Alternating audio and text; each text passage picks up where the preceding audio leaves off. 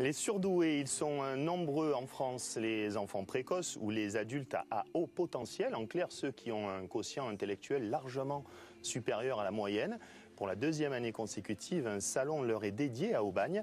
Il s'agit en fait de venir en aide à ces surdoués qui, contrairement aux idées reçues, connaissent des difficultés au quotidien. Alexandre Lépiné, Xavier Schouffenecker. À première vue, Marie a tout d'une petite fille comme les autres. Il y a 3 ans, elle est diagnostiquée enfant à haut potentiel par une psychologue. Sont considérées comme surdouées les personnes avec un quotient intellectuel de 130 ou plus, mais ce n'est pas leur seule caractéristique. C'est un enfant qui a beaucoup d'émotions, des émotions fortes, et qui est fort à l'école et qui a beaucoup des émotions fortes et qui a du mal à les gérer. La colère va prendre une ampleur très importante, on va dire, mais autant du côté de la joie. C'est-à-dire que la joie, ça devient presque une euphorie et presque même jusqu'aux larmes.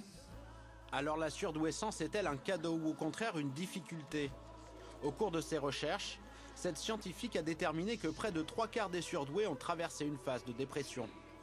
Ils se sentent différents des autres, mal compris par les autres, et du coup ça les fait souffrir et ça tombe dans l'anxiété, la dépression, faible estime de soi et maladaptation sociale.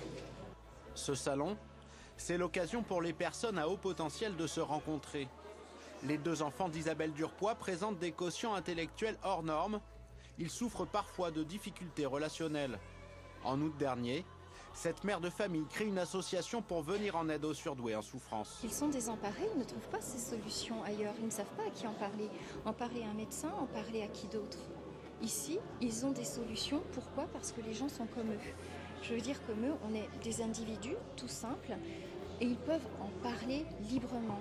En France, aujourd'hui, 370 000 enfants seraient considérés comme intellectuellement précoces, soit 1 à 2 élèves par classe. Êtes-vous vegan ?